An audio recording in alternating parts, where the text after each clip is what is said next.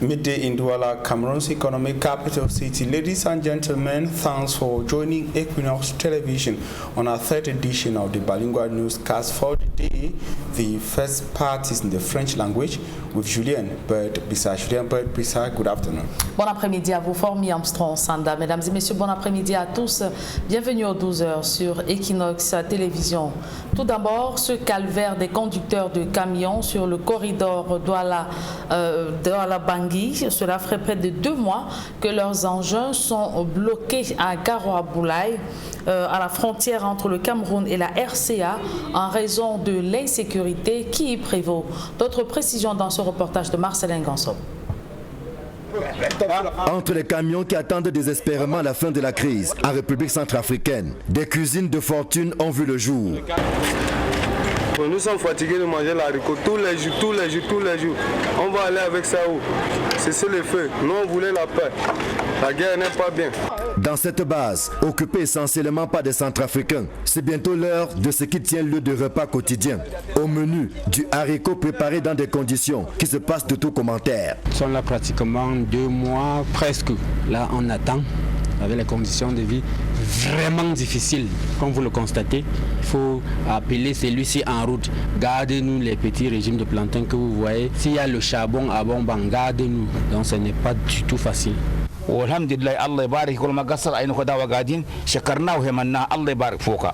loin de là, ce sont des camionneurs tchadiens qui se livrent au même exercice. Ici, c'est du riz qui est inscrit au menu du jour. Un menu imposé à ses voisins et aux compatriotes camerounais par le climat d'insécurité qui règne dans une partie de la République centrafricaine. Bon, le peu que la société nous aide, après le BGFT, bon, on se défend aussi comme ça. Tout à l'heure même là, j'étais en communication avec la famille à la maison. Eux savent aussi que bon, on est en guerre. Parce que bon, l'homme chauffeur n'est pas différent d'un militaire. Il en est de la nutrition comme de l'hébergement. Depuis bientôt 2 mois que la frontière est fermée, c'est le sauve qui peut. Chauffeurs et convoyeurs dorment à la belle étoile, en bas des camions transformés en chambres de fortune. Difficile dans ces conditions de trouver le sommeil. Ça c'est notre hôtel. Oui, c'est ici qu'on dort. Donc depuis 2 mois vous dormez là? C'est là. Par la grâce de Dieu, on fait avec ceux. On ne peut pas dire que nous sommes forts, nous sommes quoi, bon, on dort comme ça. Tous les jours, vraiment, ce n'est que le calvaire. On a même eu la chance que, bon, ça, ce n'est même pas la saison des moustiques ici. Vous voyez comment nous dormons. La voiture, tu te couches dans la chaleur, ne te laisse pas. Donc, on est obligé de jongler, comme vous voyez, nous sommes là. La nuit, on met en bas de camion, seulement on dort. Il n'y a pas de place pour dormir, tu vas dormir où? Même l'argent, nous n'avons rien. Et ça, c'est le bien de quelqu'un. Tu ne peux pas laisser comme ça en temps, avec le chargement, le carburant et tout ça. Tu laisses pas en cas de quelque chose. C'est qui est le responsable? On voulait seulement partir. On voulait pas rester comme ça. On a déjà fait 3 mois sur place. Ce minibus, par exemple, sert de logis à une partie de la colonie centrafricaine. Au milieu de ces âmes en peine, un boxeur qui revenait d'une compétition en terre camerounaise. Son rêve de savourer sa médaille avec les siens a été stoppé net à la frontière. Moi je viens de compétition pour défendre les 5 couleurs au Cameroun. J'ai ramené une médaille d'or, mais je suis coincé ici. Regarde les conditions que moi je dors ici, c'est pas bon les gars. S'il vous plaît, on est là pour l'avancement du pays. Ce sont un peu les armes. Si grâce à nous, on va connaître les Centrafriques partout. Ramener une médaille d'or comme ça et dormir dehors, c'est ça le pays. Ce sont environ 800 camions qui sont garés dans plusieurs parcs, avec au moins 500 pour la seule place des fêtes de Garoua-Boulaye. Vous-même, vous avez vu le quotidien de nos camarades ici. Leur quotidien n'est pas du tout facile, parce que quand on parle de plus de 800 camions, on parle de 1600 personnes. L'équipage qui est à bord, vous voyez ce que cela représente. Et toutes ces personnes doivent vivre au jour le jour. Cette assistance consiste à aider les chauffeurs, à les alimenter, à leur donner des points d'eau. Si quelqu'un est malade, qu'on prenne en charge. À cet effet, il a instruit d'égorger tous les jours un bœuf, accompagné du poisson. Et comme complément, on met le riz, le couscous, les spaghettis et les macaronis et bien d'autres. Certains de ces camions transportent des denrées périssables. Ici, un dispositif spécial a été installé pour maintenir le poisson dans un état de consommation. Et cela a un coût. Les conteneurs frigorifiques. Pour protéger ces marchandises que ça ne se gâte pas, par semaine nous consommons 2000 litres. Nous avons les groupes électrogènes ici. Quand on démarre ça de 3h du matin à 21h. Ça c'est l'idée de notre boss pour garantir sa marchandise qu'il a mis tout ce système en marche. On est confronté à une situation qui est un peu au-dessus de notre entendement. Les camions sont là depuis bientôt 2 mois. On n'arrive pas à gérer normalement parce qu'un camion paye 24 heures lorsqu'il siège au parc. Mais ça fait 2 mois, on a près de 500 camions, on n'a aucune recette. Et les caisses de la mairie sont asphyxiées. La mairie n'arrive pas à fonctionner parce que les caisses sont vides. L'avenir est d'autant plus incertain pour ces camionneurs que même l'ONU a du mal à faire passer l'aide humanitaire qui reste bloquée dans une centaine de camions. Le défi actuel n'est pas des moindres, étant la sécurisation de la route principale par laquelle arrivent tous les biens importés et acheminés par voie terrestre depuis le Cameroun. L'espoir pouvait venir du système des Nations Unies qui ont leurs produits, leurs marchandises également ici, mais quand nous voyons qu'eux-mêmes sont en train de transporter leurs propres marchandises, ça veut dire que ça n'augure pas un lendemain meilleur parce que c'était le système des Nations Unies qui pouvait être notre assurance. Mais même eux sont venus avec leurs propres camions pour décharger la marchandise et partir avec, donc ce qui veut dire qu'il n'y a pas une issue vraiment favorable. Il y a quelques semaines, certains camionneurs se sont hasardés à pénétrer en territoire centrafricain. Ils ont été stoppés net par des rebelles qui n'ont pas hésité à ouvrir le feu. D'ailleurs, ces derniers mettent constamment en garde ceux qui oseraient s'aventurer sur le corridor. Voici bientôt 2 mois que ça dure. On dirait une éternité. L'attente est longue et stressante pour ces compatriotes, mais aussi pour ces Tchadiens centrafricains qui ne demandaient qu'à traverser et écouler leurs marchandises. Aujourd'hui, ils souffrent le martyre au quotidien. Dans un environnement qui n'est pas facile, il faut se nourrir, se vêtir, se mettre à l'aise, dans des conditions assez difficiles, telles qu'on a pu le constater ici à Garaboulaye. Ici Emmanuel Diop, Marcelin Gansop, Equinox Télévision.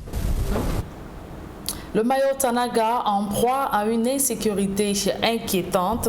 La population de ce département est victime d'agressions, de meurtres au quotidien.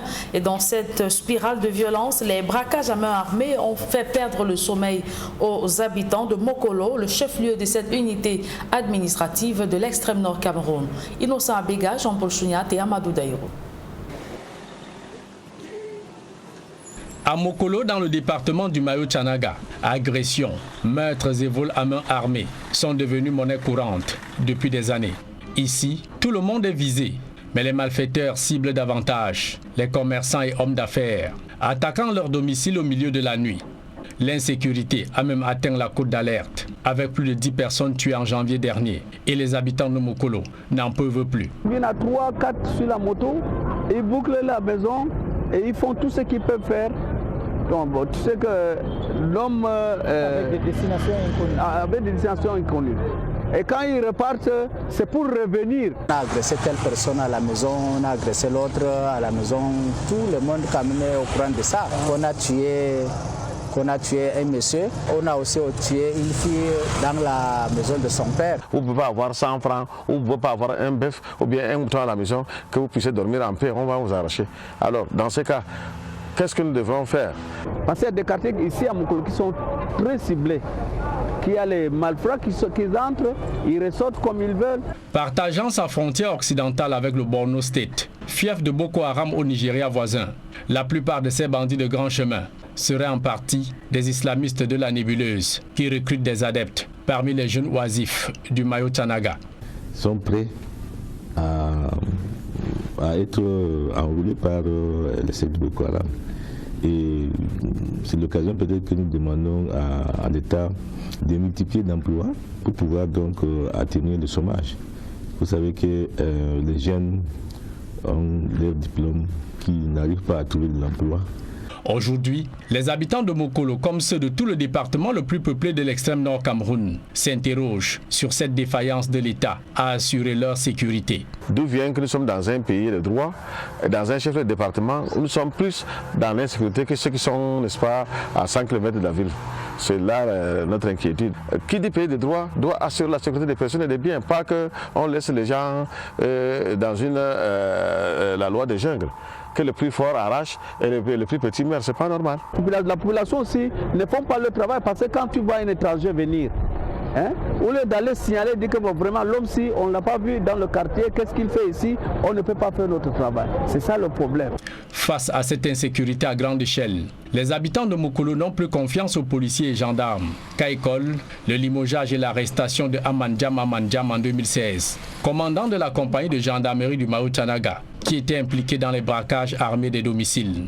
La population dénonce surtout le silence coupable des autorités administratives et tous leurs abus de pouvoir sur les citoyens.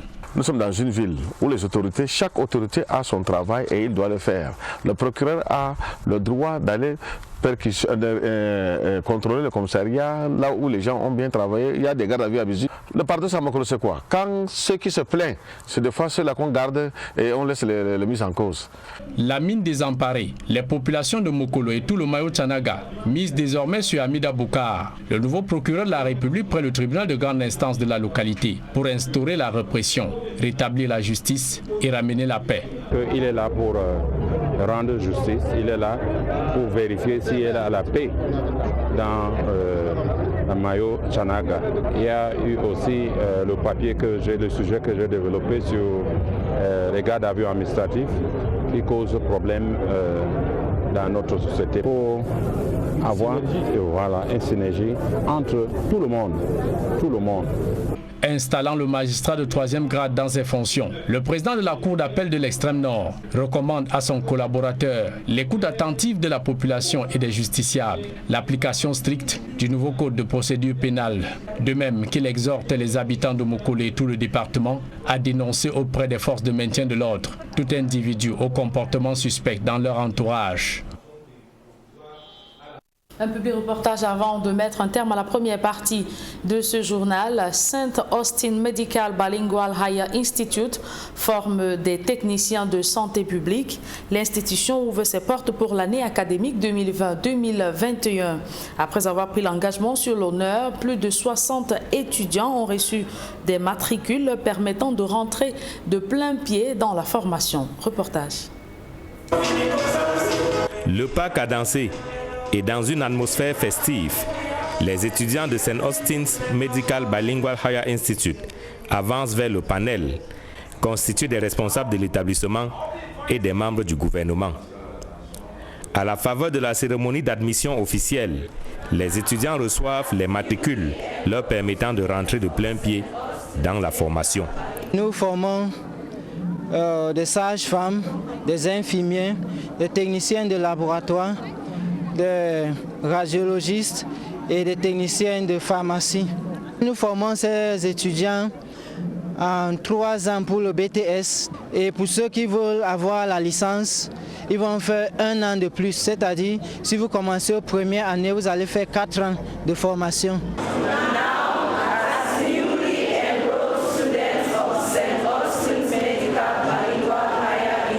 La prestation de serment marque l'engagement des apprenants à mettre les connaissances qu'ils auront apprises à la disposition du grand public. Créé par décision du ministre de l'Enseignement supérieur le 8 août 2020, St. Austin's Medical Bilingual Higher Institute marque encore ses premiers pas. Mais puisqu'aux âmes bien nées, la valeur n'attend point le nombre d'années, l'institution entend jouer sa partition dans la professionnalisation des enseignements au Cameroun. After each lesson, depending on what practical work they have, they go straight to the medical center and they demonstrate to the students. They capture that very easily.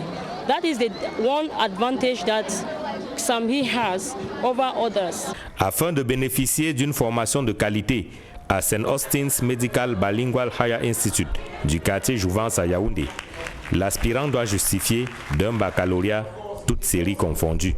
Le diplôme minimum requis pour cette formation, c'est le bac. Que ce soit bac scientifique ou bac littéraire, vous êtes la bienvenue à St. Austin's Medical Bilingual Higher Institute. Dans le but de susciter plus de vocations pour les métiers de la médecine auprès de la jeunesse, des élèves de quelques établissements secondaires assistent à la prestation de serment et l'admission officielle des étudiants de St. Austin's Medical Bilingual Higher Institute. La cérémonie est également l'occasion de récompenser les meilleurs acteurs de la chaîne éducative au sein de l'institution. Le prix de la meilleure étudiante, par exemple, revient à Shunsor Emunda. Frank Roskitiage est désigné meilleur technicien de laboratoire, tandis que Dr Obankin Kisley reçoit le prix du meilleur personnel enseignant. La cérémonie s'achève par une célébration eucharistique, question de confier l'année académique de St. Austin's Medical Bilingual Higher Institute entre les mains de Dieu. Amen. Et voilà qui met un terme à la première partie de ce journal. La seconde est en langue anglaise. Avec vous, Formi Armstrong Sanda. Good day once again. Good day once again, Julian Bert Bisa. Ladies and gentlemen, good day once again. Thanks for joining us in the second segment of information. We begin on a very sad note to talk about the fire incident in Bamenda, chieftain of the northwest region of Cameroon, where over 50 other sources say 70 shops have been reduced to ashes. It should be recorded in the early hours of today. We gave you a number of about 20 shops, according to information we had from Bamenda, but developing information has it that the total number of shops reduced to ashes are about 70. The shops were burnt in a fire incident earlier today at the Mafo Park in Nkwen in the Bamenda 3 subdivision. Traders are pointing accusing fingers, and of course our correspondent in Bamenda is working on the story. We'll be coming back to that shortly at 6 p.m. today, but it should be recorded that enormous material damage has been recorded as a result of the fire incident that broke out today at the Mafo Park market in Nkwen in Bamenda in the northwest region of Cameroon. Hundreds of millions of francs CFA is said to have been consumed by the flames in terms of material loss. We shall be coming back to that. And another fire regions, this time around in Buea, chieftain of the southwest region of Cameroon, where a woman of age 93 and grandson of about 9 years were burned and killed in a fire incident at the checkpoint neighborhood of Buea.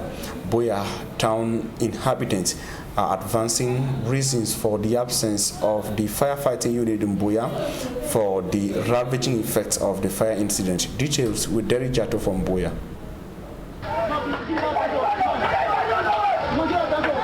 Desperate cry for help as flame ravaged a building at checkpoint in Buea subdivision. The incident is just few meters from the main road, yet no response is coming. The southwest regional capital has no fire rescue unit. And at dawn, the Buea population came face to face with the bitter reality the fire had left behind. A 93-year-old woman, Mami Rebecca Fee, and her 9-year-old grandson, Dave Maxwell, were burnt in the house. The cause of the fire is yet to be established, but a witness explanation might give a clue as to what ignited the flames. We are around 2 a.m. So I hear some small noise as I crack. I got a noise at about 2 a.m. Monday, he says, and when I opened my door, I saw heavy flames around my neighbor's door and the downer part of her building. To him, the electrical fault might just be secondary, not the primary cause of this sad incident, which has not only reduced properties into ashes, but also lives. It shows maybe other parameters, maybe it will be concerned for the fire, because even the electricity only, it will get some slow start and movement. But the weight of the flame, maybe some external force, it will be a primary factor. Maybe linked to the. Still in the southwest region of Cameroon, the Cameroonian army says it has neutralized a separatist commander known as General Above the Law in a locality called Balangi. Balangi is between Buea and Kumba in the Meme division. The separatist leader and another person neutralized are said to be part of the persons who attacked the Mother Francisca Bilingual International Academy in Buea sometime last year. Details with Innocent as in the following report. Two separatist fighters, Ambe Augustine alias General Above the Law and Washe Celestine alias T-Boy, finally bowed to the bullets of the military in Kumba, Meme division of the southwest region at 6 a.m. Monday, February 8th, 2021. This is to show the world that the militaries are not sleeping. They were neutralized at Balangi along the Kumba-Buea highway by elements of the 6th Military B Regiment of the Southwest, commanded by Colonel Medouang Desiree. General Above the Law is the one who carry out many operations against the population. And we want to make this sound this as a warning to the others that they have seen what the military has done, apprehended.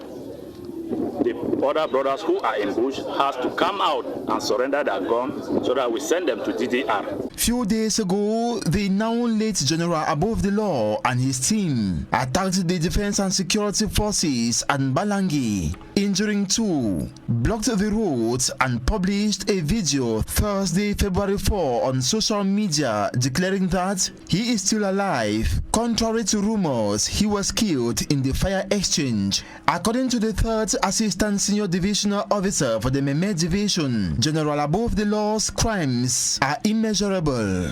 You see, the so-called General Above the Law was one of the crew members of the 24th October attack in Mother Francisca. So this one now shows that in collaboration with the population and the forces of law and order, we are able now to apprehend them. So we are sending this as a warning to the population and to everybody that you must collaborate with the military so that we end this. A must collaboration of the population, he emphasized. Otherwise, they will keep lamenting from attacks of other separatist fighters. Innocent Azean Zaibwe, and inhabitants of Mukulu, chief town of the Sanaga, that is the Mayo Chanaga division of the Fano region, are accusing the military or some defense and security officials of collaborating with criminals, a situation which, according to them, has kept Mukulu in insecurity for close to 7 years. They hope things will change, or the situation will change with the installation of the new state council for the Mayo Chanaga. Details in the following report. Inhabitants of Mukulu in the Mayo Chanaga division of the Fano region of Cameroon have been living a disturbing level of insecurity for close to 7 years. Beyond attacks from members of the Boko Haram terrorist group, armed bandits and highway robbers transformed Mukulu into a lawless territory. There are armed robbers who break in and out at will. The people are also not helping in identifying strangers and criminals. Attacks which the people say have led to loss of lives and properties in Mukulu. A lot of pains and loss in human lives. They break in on motorbikes in numbers, rob, go and come again. The attacks, robberies and other criminal activities, according to the population of Mukulu, are sometimes committed by top security commanders with impunity. They recall the case of a certain Hamajan, commander of the Mukulu Gendarmerie Company, whom they say was involved in robbery attacks in 2016. The people also decry what they qualify as complicity between the criminals and some administrative and top security officials of the Mayo Chanaga divisional chief town. Dans un chef de département, nous sommes plus dans l'insécurité que ceux qui sont, n'est-ce pas, à 100 km de la ville. C'est là notre inquiétude. The role of the state is to protect the citizens, but here we live more in insecurity. How do you explain that in Mukulu, those who report criminals are in turn arrested and criminals set free? Et ce donc, le paradoxe à Mukulu, c'est quoi? Quand ceux qui se plaignent, c'est des fois ceux-là qu'on garde et on laisse les mises en cause. They further accuse some top security officials of releasing criminals through illegal negotiations whenever they are arrested by the local population. Challenges which they hope will end with the installation of Hamida Bukar as the new state council for the Mayo Chanaga. On doit se confier à l'État parce que nous sommes dans un pays de droit. We only have the state to confide in because it is their duty to protect us. Why should they allow the strong and lawless people to lord over the weaker ones? Commissioning the state council, the president of the Fano Court of Appeal instructed him to listen to the cries of the people and impartially apply the criminal procedure code. plans to construct a modern commercial center in Bertoua East region of Cameroon has resulted to a forceful eviction of some traders around the Bertoua Motor Park. The traders say they were not informed by municipal officials of the project. Meantime, the city mayor of Bertoua says the construction of the commercial center will give a facelift to Bertoua and also bring economic advantages to the city. Details with Immaculate Fogwe. Traders at the Bertoua Motor Park in the east region of Cameroon being forcefully evicted from the site. Demolition process carried out by the Bertoua City Council has left traders in shock. I have been in this market for over 24 years selling vegetables and pears. The revenue gotten from the sale of these items was able to help me sponsor my children in school. They are asking us to leave the site without allocating another site where we can resettle. Some of the traders say they were aware of the demolition exercise 2 months ago, but they were hoping that the decision could be changed. It is really painful seeing our business site being demolished. We had been informed about the demolition exercise 2 months ago, but we were hoping that they could change their mind. According to the city mayor of Bertoua, Jean-Marie Dembele, the demolition process is meant to give way for the construction of a business center financed by the French Development Agency. He adds that the construction of such an edifice will promote the development of the area and eventually counter urban disorder. The report ends the midday news on Equinox Television. We thank you for your keen attention. Julien Bert Bissana will be back here tomorrow at 7 a.m. God willing. Julien, see you tomorrow at 7 a.m. On se revoit demain à 7h, s'il plaît à Dieu. Formi Armstrong Sanda. Mesdames et messieurs, merci de nous avoir suivis. Retrouvez dans quelques secondes Flavien Volondongo et toute son équipe pour votre quotidien santé.